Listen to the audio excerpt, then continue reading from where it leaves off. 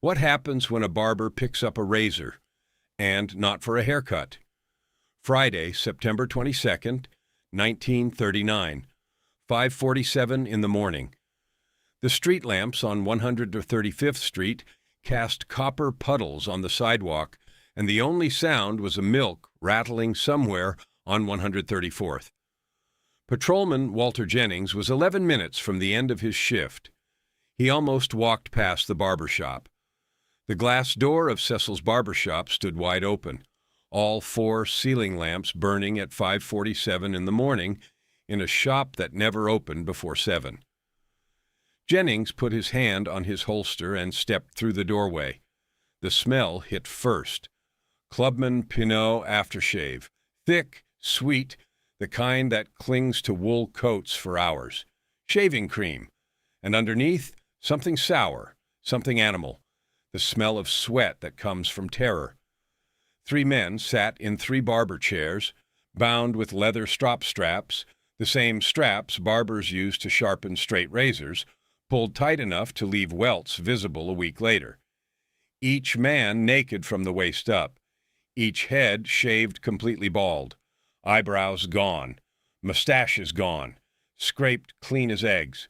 On each bare chest, hung by twine, a cardboard sign in careful slanting penmanship.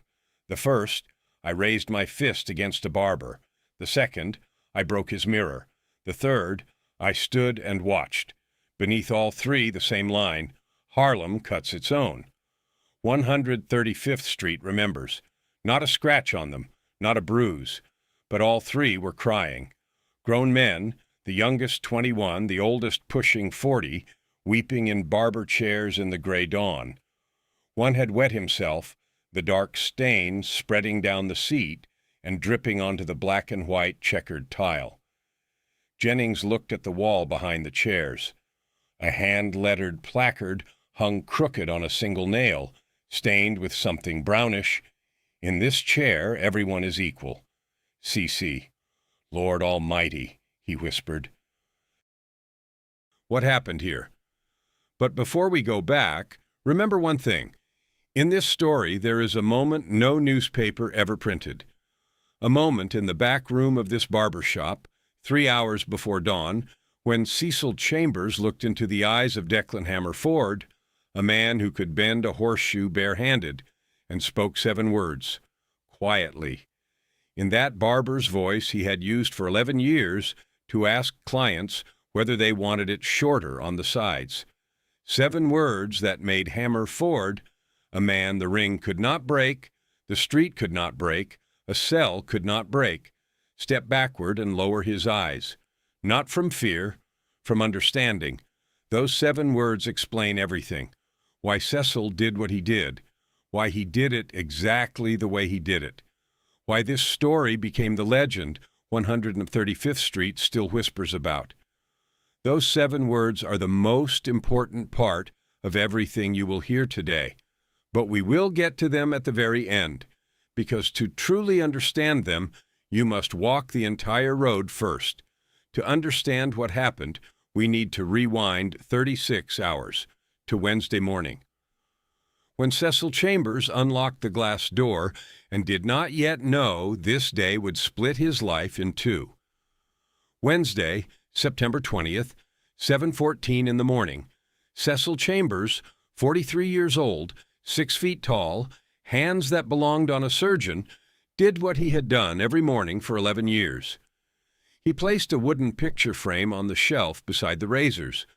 The photograph showed a woman with high cheekbones and a smile that knew a secret. Esther Chambers, gone 4 years.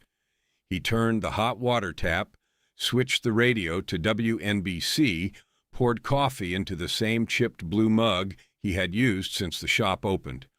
On his left ring finger, a silver band he had not removed since the funeral. 4 barber chairs bolted to the checkered floor. A hot towel cabinet humming in the corner. Bottles of Clubman Pinot lined up like soldiers on the counter. And on the wall, between chairs 2 and 3, a sign in a woman's handwriting.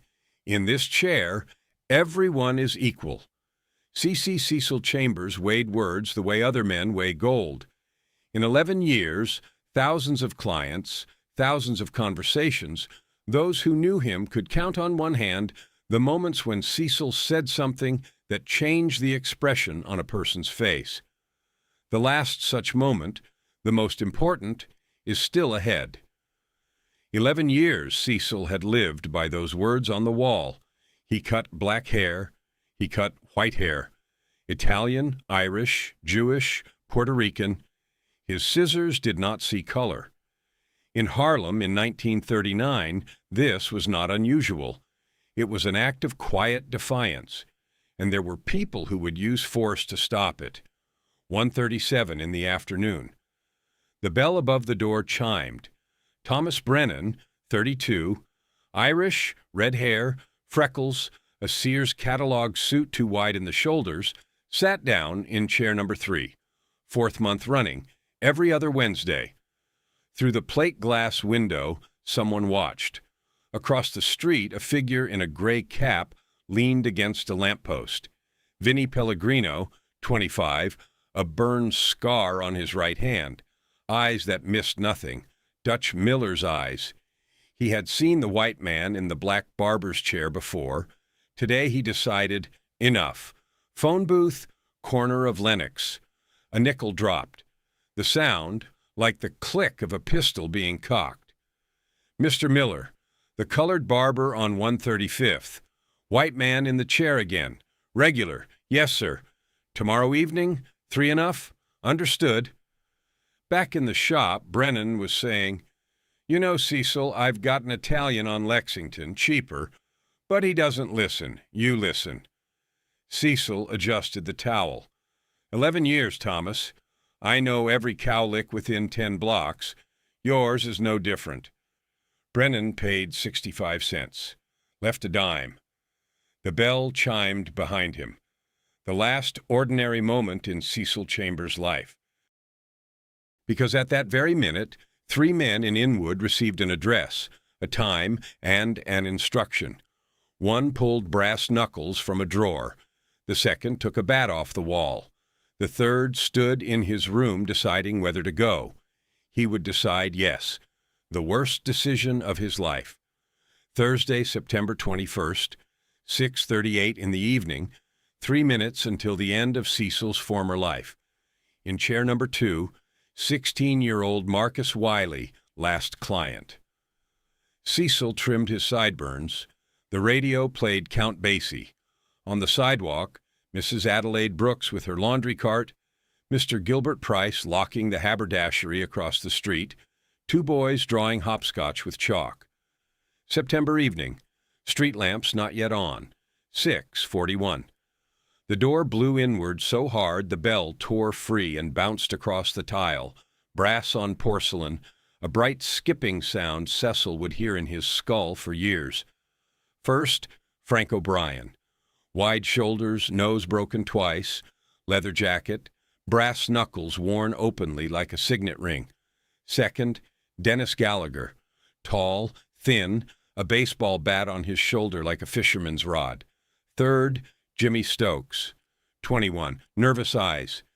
He took position at the door. No words. O'Brien crossed the shop in 4 strides, and on the 5th his brass-wrapped fist connected with Cecil's jaw. Do you know what happens when a man who has held scissors for 11 years has them knocked from his hand? The sound they make hitting tile, that tiny ringing clatter, is louder than the punch, because the punch is expected. The scissors are not. Time slowed. Marcus pressed into the chair as though trying to grow into the upholstery. Cecil flew backward into the instrument counter. 3 bottles of Clubman Pinot toppled. Glass on tile. Aftershave erupted into the air like a grenade. Sweetness that had no business being present at a beating. Gallagher swung the bat at the mirror above chair 1. The mirror Cecil had hauled from Baltimore in 1928. The mirror that had reflected 4,000 faces over 11 years. It exploded. Silver shards sprayed in a wide fan. One nicked Marcus's cheek. The boy made no sound. O'Brien seized Cecil by the collar of his white coat, the coat with Esther's monogram CC, and forced him to his knees in his own barbershop, in a puddle of aftershave and glass. "Listen to me, boy." Not a shout. Conversational, as if ordering coffee. "You cut colored. White gets cut by white. Those are the rules.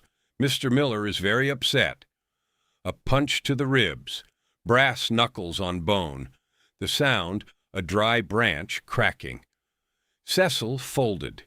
Blood appeared on the white coat, each drop spreading like a small red flower blooming across the embroidered sea.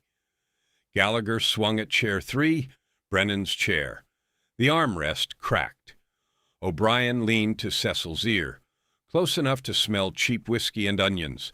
The whisper, more terrifying than any scream. "Know your place, boy. Next time I come with a can of gasoline, this kennel will be ashes by morning."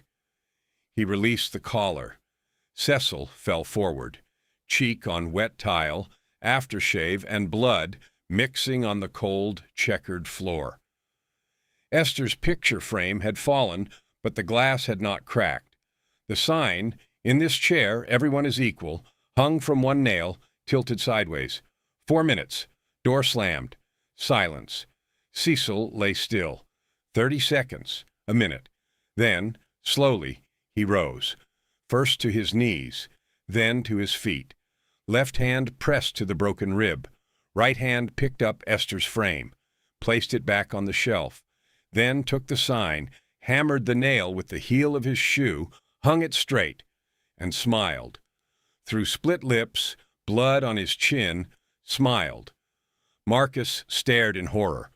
Not a smile of relief, not madness, the smile of a man who had just made a decision that would cost 3 men everything. Remember those 7 words? Right here, while Cecil stood in his own blood, holding a crooked sign, that is when they were born.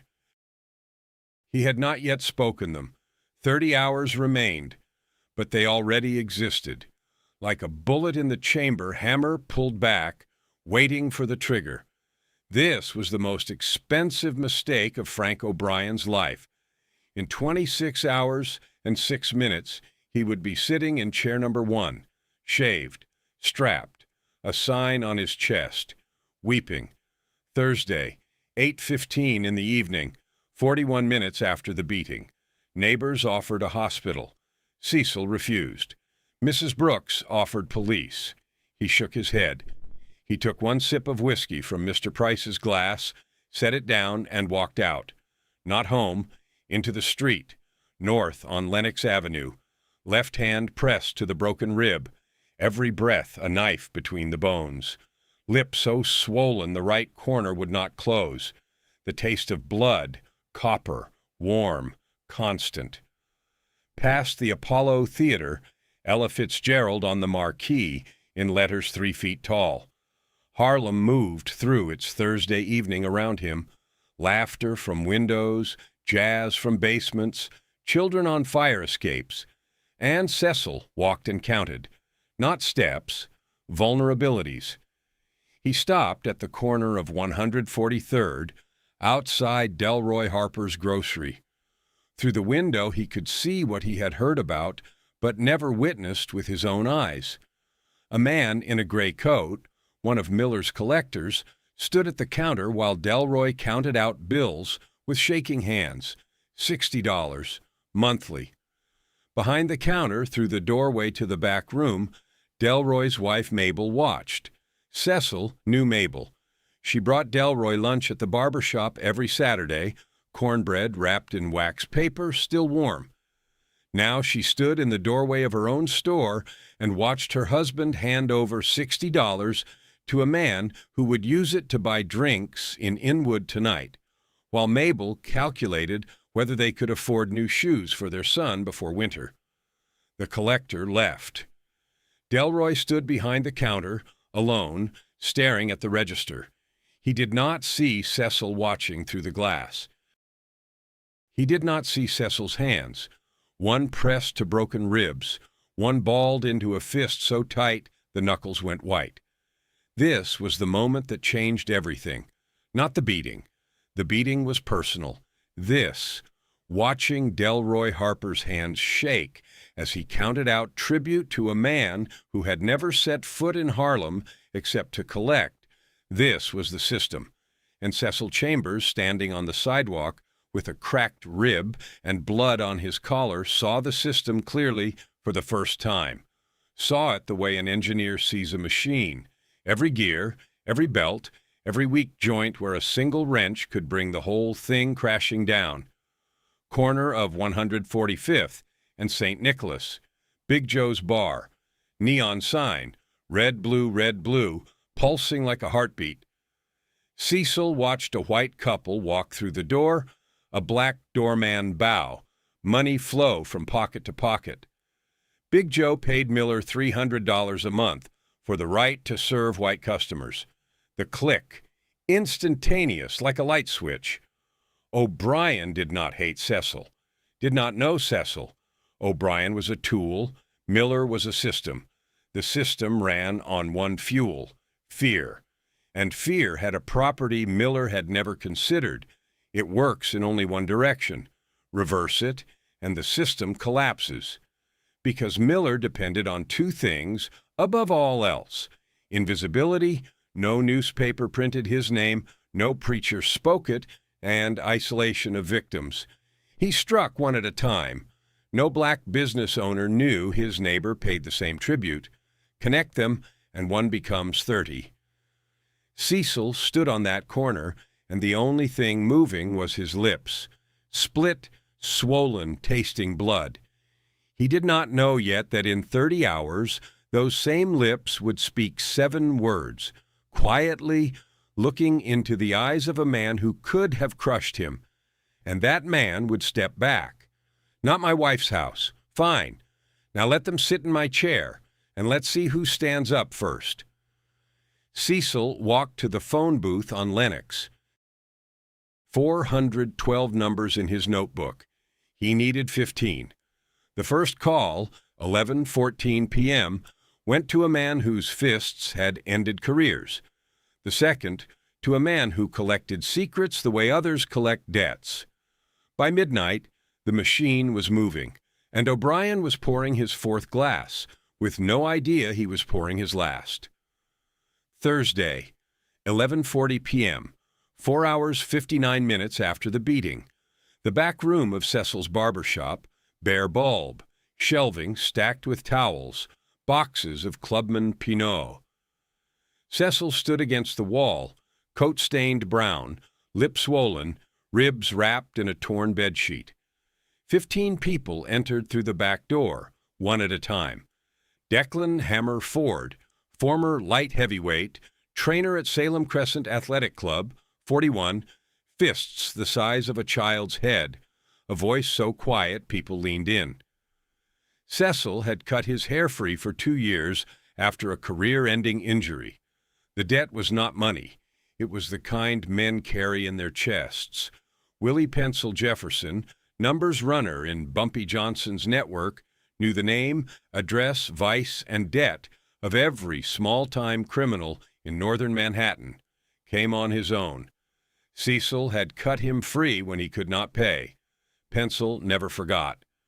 Nora Claiborne, 52, owned a laundry on 137th, washed linens for 14 white hotels downtown. Knew every supplier and wholesaler in the textile trade. Roy Washington, 27, reporter, Amsterdam News, notepad in his breast pocket. Patrick O'Neill, Irish, plumber, Cecil's client 4 years, the only white face in the room. Silence fell when he entered. He looked at Cecil's broken face. I'm not here because I'm Irish. I'm here because Cecil remembers I don't like a razor near my throat. That isn't forgotten. Also present, a funeral director, 2 grocers, a dentist whose brother clerked for the DA, a reverend whose Sunday voice reached 400 congregants, and 3 women from the church choir, veterans of the boycotts of '34, with more organizing experience than half the politicians in Harlem. Cecil stepped into the light. The bare bulb fell across his broken face. He spoke in the voice he used behind the chair, even unhurried. This evening, 3 men put me on my knees in my own house, on a floor my wife used to wash, for cutting a white man's hair. They think I'll be afraid. They're wrong, but I won't answer with fists. Fists are their language. I'll answer in mine. 5 directions, fast. First, Nora, suppliers. Every wholesaler selling to Miller's businesses learns the community is preparing a full boycott. Deadline noon tomorrow. Second, Roy. Article in the Amsterdam News. Names, addresses, amounts. Friday edition. Third, the Reverend, Sunday sermon. Miller's name from the pulpit. 400 congregants. Fourth, the dentist's brother. 14 pages of Miller's bookkeeping delivered to the DA, signed witness statements. Fifth, Cecil paused. 3 seconds. Eyes moving across every face. O'Brien, Gallagher, Stokes. Those 3 sit in my chairs before dawn Friday, not through violence, through their own weaknesses. Willie Pencil raised his hand, gold tooth flashing under the bare bulb. O'Brien drinks at the Emerald every Thursday till he drops. Gallagher plays poker at Stanley Weiss's and loses. Stokes owes every bookmaker from Inwood to the Bronx. Leverage is not the problem. Hammer Ford, quietly, almost gently. And if leverage doesn't work, I will. Cecil, I don't need them bleeding. I need them in my chairs, shaved, with signs. So Harlem sees in the morning what they wanted Harlem to see last night, a lesson. Only this time, they receive it. Right now, as 15 people nodded and rose, 7 words crossed from thought into decision. Cecil had not spoken them yet. That would come in 4 hours, when everyone left and only 2 remained, Cecil and Hammer. And when Cecil said those words, Hammer, who had not flinched under state champions in the ring, would look at him, lower his eyes, and say, "Understood, I'll do it." 2 words answering 7. No questions. What did a barber say to a former champion that made him lower his eyes? Soon. But first the campaign had to begin. By midnight the room was empty. 15 people dispersed into the Harlem night with precise instructions. The countdown started. 30 hours to dawn.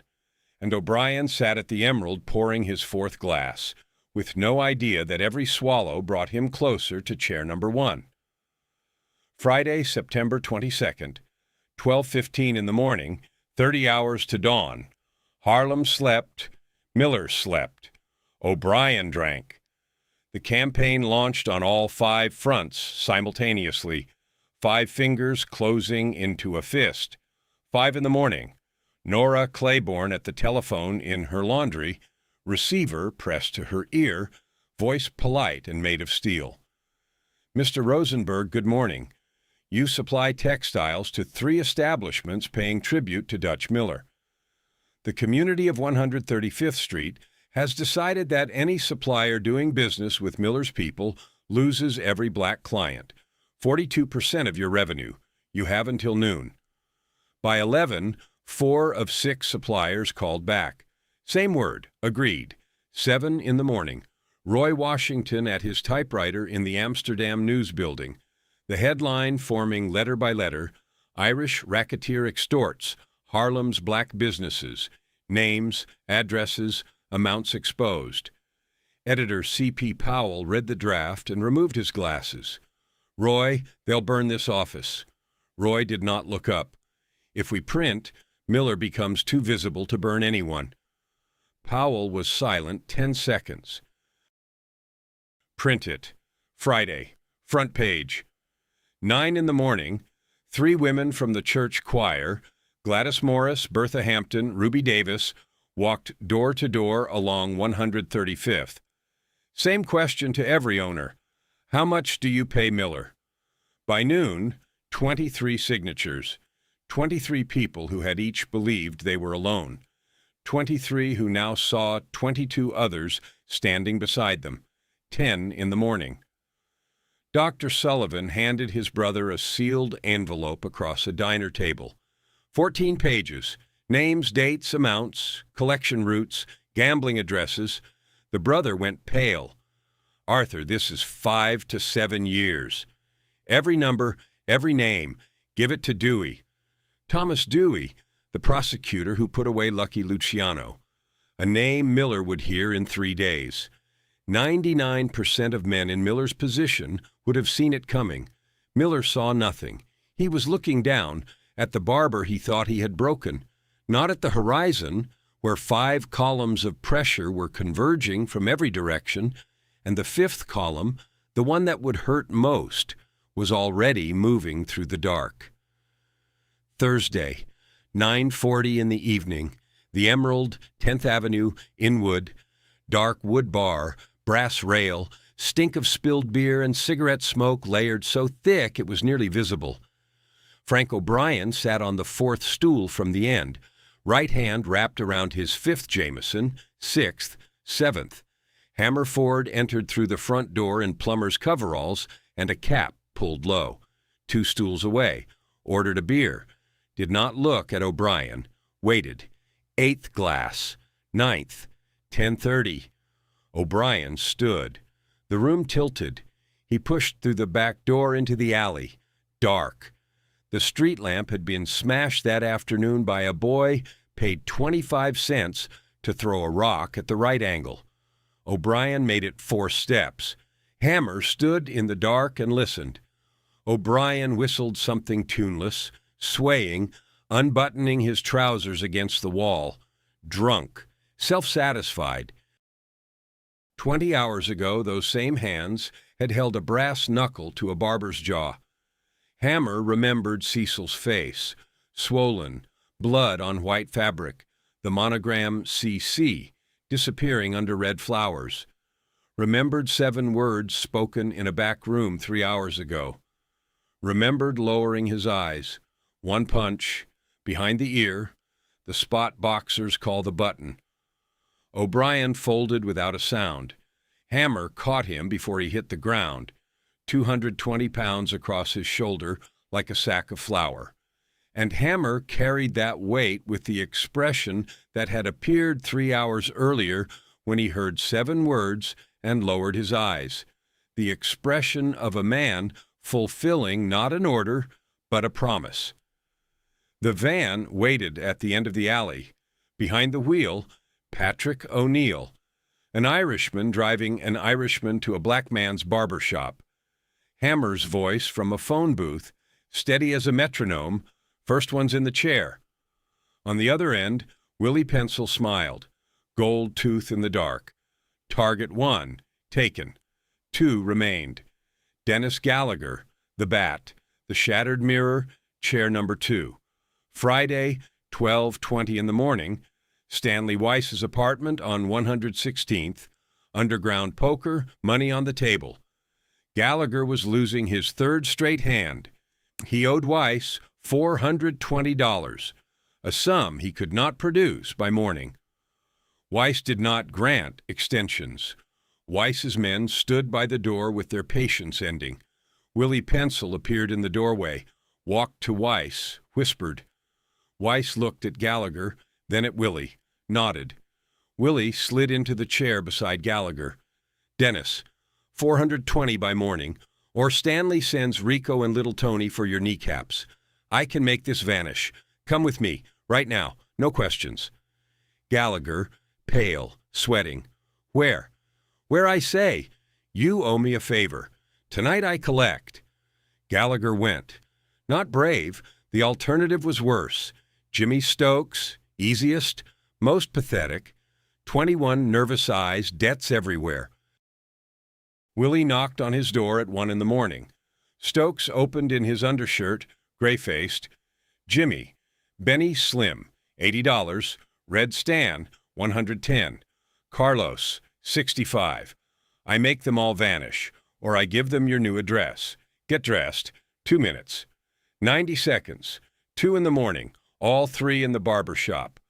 O'Brien unconscious, strapped to chair 1. Gallagher in chair 2, sober now, gray with terror.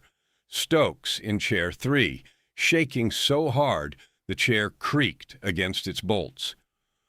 What happened behind those closed doors in the next 2 hours determined the fate of 135th Street. The plan of a man who had spent 11 years listening to secrets whispered in a barber's chair was about to reach its cruelest and most precise stage. Cecil Chambers entered from the back room. White coat, clean, new, no bloodstains, same monogram. He carried a tray, straight razor, brush, soap, towel, set it on the counter, unfolded the razor. The blade caught the single remaining ceiling lamp and threw a thin line of white across the ceiling. Gallagher jerked against the straps. "You're a dead man. Miller will bury you." Cecil did not respond. He lathered the brush, applied soap to Gallagher's skull, slowly, carefully, the way he had done it for 11 years, every client, every head, the same steady hands, and began to shave. The razor slid across Gallagher's skull. The sound, metal whispering against skin, the most intimate sound a barbershop produces. Gallagher went silent because the razor was at his head, and the hand holding it belonged to the man he had beaten with a baseball bat 14 hours earlier, and that hand did not tremble. Cecil shaved O'Brien next. When O'Brien regained consciousness and began to thrash, Hammer placed one palm on his shoulder, gently, the way a father calms a child, and O'Brien went still. Cecil brought the razor to O'Brien's scalp and felt something through the steel, a pulse, quick, rabbiting. Fear transmitted through the blade. He remembered that same pulse hammering in the fist that had cracked his rib. The same blood, the same heart, the same man, only now the power had reversed. The razor moved, steady, even, because a barber does not take revenge. A barber cuts. Stokes wept before the razor touched him. Tears mixed with shaving soap and ran down his bare chest in thin white lines.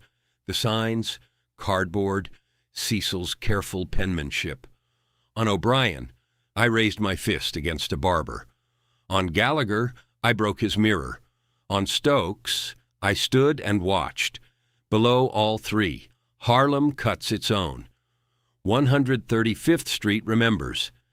Cecil hung the last sign, stepped back, looked at 3 chairs filled for the first time with clients who had not asked for a haircut, straightened the placard on the wall, "In this chair, everyone is equal," still on its single nail. 4:20 in the morning, back room. Hammer wiped his hands on a towel by the door. Cecil sat on a crate and said nothing. On his face, that expression, the one Hammer had seen only once, 3 hours earlier, when he heard 7 words. Cecil knew what was about to happen. He had known since the corner of 145th, when the plan crossed from idea into decision. Those 7 words, you will learn them in just a few minutes. We are almost there. But first, morning. First, 135th Street had to wake up and see what waited behind the plate glass. Friday, 7 in the morning. Miller's telephone rang. One of his men, voice cracking, "Mr. Miller, O'Brien, Gallagher, Stokes, found in the barbershop, shaved, signs, police came, reporters came, 50 people on the sidewalk. They're laughing, Mr. Miller. They are laughing." Silence. Who? The barber. The same barber. The sound of a telephone being smashed against a wall. The laughter. That was the sound Miller feared more than bullets. 80 people by 9 o'clock, more than 100, standing on 135th Street, laughing at 3 shaved men in barber chairs with cardboard confessions on their chests. You can stop a bullet. You cannot stop laughter. And laughter on a Harlem street travels faster than any telephone. Cecil stood at his door, clean coat, face still swollen, lip still crusted, back straight. He said nothing. Mrs. Brooks, the same woman who had frozen with hands over her mouth during the beating, walked up, took his hand, and said loud enough for everyone, "Cecil Chambers, I am proud of you. This whole street is proud of you." Mr. Price brought a new mirror. Not as large, but a mirror. Marcus Wiley came with his father. His father shook Cecil's hand, silently, firmly. The Amsterdam News sold out in 4 hours. Second printing, 3,000 copies. Headline, Harlem Barber puts his attackers in the chair, Miller Racket exposed. The photograph, 3 shaved heads, 3 signs, 3 pairs of weeping eyes, would be reprinted in the Pittsburgh Courier and Chicago Defender within a week. 4 suppliers severed Miller's contracts by noon. 2 collectors did not go out on their routes. One read the newspaper and got scared. The other's wife read it and threw him out. By Friday evening, Miller had lost 40% of his Harlem income. A grocer on 137th told Roy Washington, 12 years I paid that man. Every month $60. I thought I was the only one. Then a barber sat 4 in the morning, 7 words, and for the first time truly understood what Cecil had meant. Every word, literally, every single one. Sunday, September 24th, 10 in the morning, Methodist Church, 136th Street. Reverend Benjamin Cross stood behind the pulpit before 400 congregants. Brothers and sisters, among us lives a man named Dutch Miller. He does not live in Harlem, he lives in Inwood, but he feeds on Harlem. He drains $60, $100, $300 a month from our businesses for the right to work on our own land. He sends men to beat us for cutting a white man's hair. He believes we are silent because we are weak. No, we were silent because we were alone. We are alone no longer. 400 people stood simultaneously, the rustle of 400 bodies rising like a wave, then applause in a church, an unheard-of thing on an unheard-of Sunday. By noon, the sermon reached Miller. The final blow. Miller could survive a newspaper, could endure shaved enforcers, but a church was 400 families. 400 families were everyone his Harlem business depended on. Sunday, 3 in the afternoon. Miller telephoned Connie O'Donnell, Irish attorney, go-between for white and black underworlds. Miller's voice, not a growl, not a command, quiet, cracked. Connie, I need a meeting with this barber. Dutch, you want to sit across from the man your people beat 4 days ago? Set it up. Tonight, neutral ground, 7:30. Back room of Sherman's Restaurant on 149th. Neutral territory, Jewish owner, no allegiances.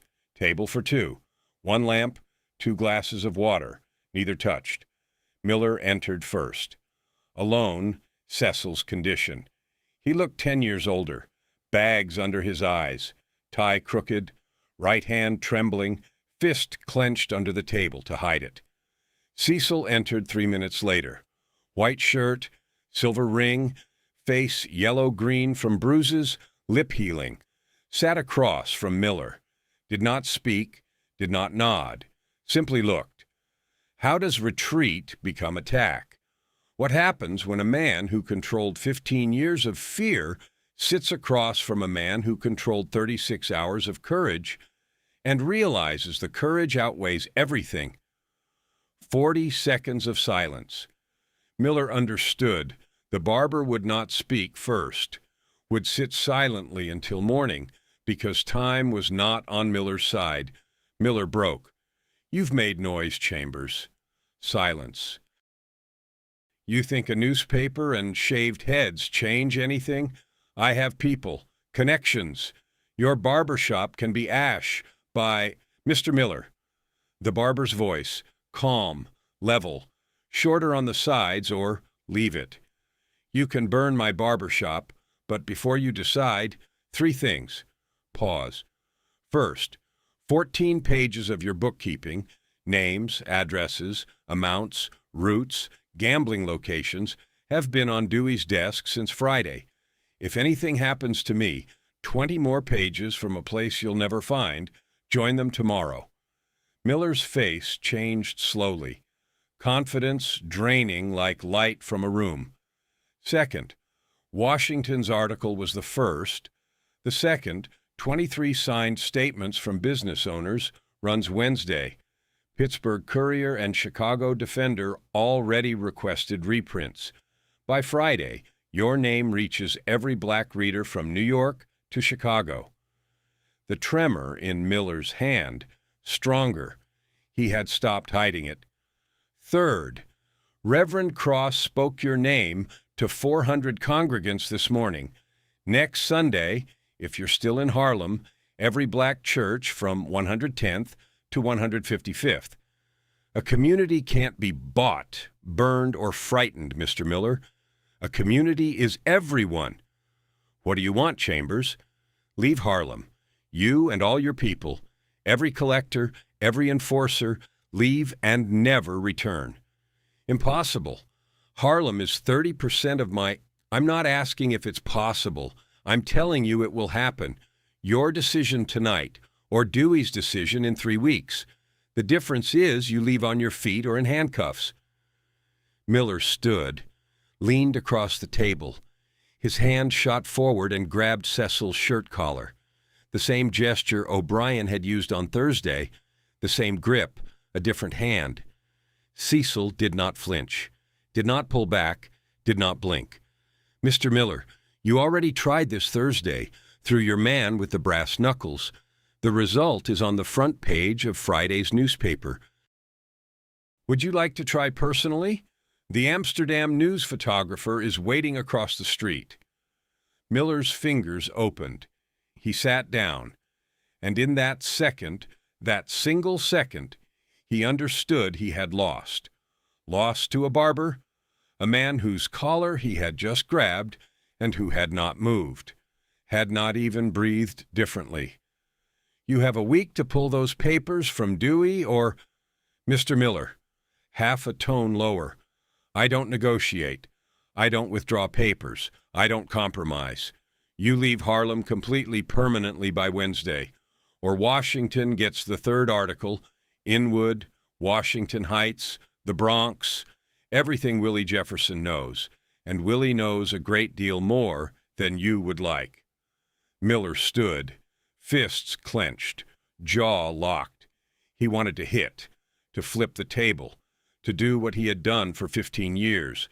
But he looked at Cecil's face, healing bruises, scab on the lip, eyes holding neither fear nor hatred, only granite certainty, and turned, walked out, did not slam the door, simply left, like a man from whom everything has been taken. Connie O'Donnell leaned in after the footsteps faded. "Cecil, you did what police couldn't. Bumpy couldn't. The Italians couldn't. How?" Cecil drank his water. First sip all evening. "Connie, I cut hair for 11 years. Hardest part isn't cutting, it's listening. A man in a barber's chair thinks the barber is furniture, says things he'd never say at a negotiating table. Miller didn't lose to me. He lost to 412 people who sat in my chair and trusted me with their stories." Cecil placed his glass beside Miller's untouched one, 2 glasses on a bare table, one empty, one full. Connie looked at him with the expression of a man realizing he has underestimated someone catastrophically. But Connie did not know one thing, 7 words. Cecil would never tell him. He spoke them once to one person, Hammer Ford, 3 hours before dawn. And now, right now, I will tell you, because you walked the entire road. You heard brass on jawbone, saw silver rain from a shattered mirror, smelled blood on a white coat with a monogram. You earned the right to know why a barber from 135th Street brought to his knees a man the entire north side of Manhattan feared. Miller kept his word. Not by Wednesday, by Tuesday, one day early. Collectors stopped appearing Tuesday morning. Gambling operations closed. Enforcers dissolved. 15 years of racket erased in 4 days by a barber, a reporter, a preacher, and 23 signatures. October 1939. 12 black businesses formed the Free Trade Association of 135th Street. Cecil's model, press, church, suppliers, law, community, became their charter. Touch one, all respond. November. Dewey used Sullivan's 14 pages for an expanded investigation. Miller was not arrested. He had wound down in time. But 3 former collectors testified for immunity. The empire ceased to exist in 6 weeks. Miller relocated to Newark, failed to rebuild, and by 44 was a night watchman at a waterfront warehouse, $32 a week. The man who had collected $20,000 monthly from Harlem's black businesses spent his final years guarding other people's property. He left this world in 1951 in a charity ward with no one beside him. The Amsterdam News printed 3 lines. This changed how people understood power. Not on one street, not in one borough, everywhere. The model Cecil built in a back room smelling of aftershave, economic pressure through community, would become one of the primary weapons of the civil rights movement. Montgomery bus boycotts, lunch counter sit-ins, the marches, same principle, not fists, but wallets, not violence, but light. Drag injustice onto the front page and let the system suffocate under its own weight. Jimmy Stokes, the youngest, the one who stood at the door, the sign that read, "I stood and watched," enlisted after Pearl Harbor, survived Normandy, came home with a Bronze Star and shrapnel in his thigh.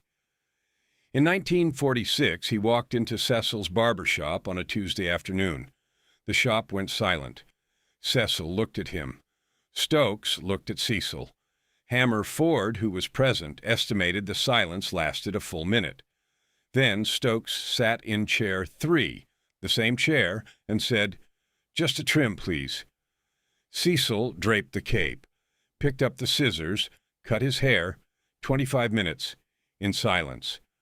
When it was done, Stokes paid 65 cents and left a $1 tip, the largest Cecil had ever received. The bell chimed behind him. Stokes came back monthly for 3 years. He never mentioned September 21st. Neither did Cecil. But every time Stokes sat in that chair, Hammer noticed something no one else caught. Cecil's hands, those impossibly steady surgeon's hands, trembled for a moment when the scissors first touched the back of Stokes's neck. Then steadied, then cut. Because the chair does not refuse. The chair does not remember. The chair does not judge. In the chair, everyone is equal. Every December, without fail, Nora Claiborne delivered a freshly laundered white barber's coat to Cecil's doorstep before dawn. No charge, no note, just a white coat in brown paper. Cecil never asked why. He understood. 1964, 25 years later. Big Joe's Bar, corner of 145th, under the neon sign that now flickered less brightly. Declan Hammer Ford, 66, gray, hands still enormous but arthritis had stolen the fist, sat with a ginger ale. Across from him, a young reporter, James Harding, 24, Amsterdam News, notebook and pen, writing a series on Harlem in the 30s. His editor said, "Find Hammer Ford." Harding asked, "Mr. Ford, everyone talks about that night. Chairs, signs, shaving. Nobody talks about why." "Why did you do it? You risked everything. For a barber?" Hammer sipped, set the glass down, looked at the neon through the window, red, blue, then at his hands, at knuckles that 25 years ago had dropped O'Brien with one punch. "I'll tell you one thing. Once. You never repeat it in front of Cecil." Harding put down his pen. When everyone left the back room, 15 people, plan set, I stayed. Needed to discuss O'Brien. I sat on a crate. Cecil stood by the towel shelves. His face, split lip, swollen jaw, eye puffing shut. He stood in that white coat with blood dried brown and spoke to me calmly, like explaining how to trim sideburns, the plan. Every detail, minute by minute. When he finished, I asked. He turned the glass. I asked Cecil, what if it doesn't work? What if Miller sends 10 instead of 3? What then? Silence. He looked at me, not at my fists. Everyone looks at my fists, into my eyes, and said 7 words, in that voice, the barber's voice, quiet, like asking shorter on the sides or leave it. Harding waited. 7 words I've remembered every day, 25 years. That explained not just that night, but everything Cecil ever did, his whole life, his whole barbershop. Hammer set the glass down. He said, the chair stays, I go, the chair, no. Silence. 7 words, the chair stays, I go, the chair, no. He didn't care what happened to him, his body, his life. He cared what happened to the chair, the barbershop, the sign, what Esther wrote, the principle that in the chair everyone is equal. He wasn't taking revenge, wasn't fighting a war. He was defending the chair, the idea of the chair, a place where anyone, black, white, Irish, Jewish, sits down and is equal. He was ready to disappear, but the chair had to remain. When those 7 words reached me, I lowered my eyes, because I'd spent my whole life fighting for money, pride, anger. And this man, broken face, cracked rib, blood on his coat, was ready to give everything for a wooden chair and a sign on a wall. I'd never met anyone stronger. Hammer finished the ginger ale. That's why I went. Not for Cecil, for the chair, for what it meant, for what it still means. 1966. Cecil was 70, still cutting, slower. The hands were not what they had been. But every morning, frame on the shelf, hot water, radio, coffee, ring on his finger, sign on the wall. Marcus Wiley, 43 now, the same age Cecil had been that September, took the sign home when the shop closed, hung it in his own barbershop on 128th Street, where it stayed 19 years until water damage forced him to seal it in glass. His son David hung that frame in a third barbershop on Adam Clayton Powell Jr. Boulevard in 1989, 50 years after a man straightened a crooked sign with the heel of his shoe and smiled through blood.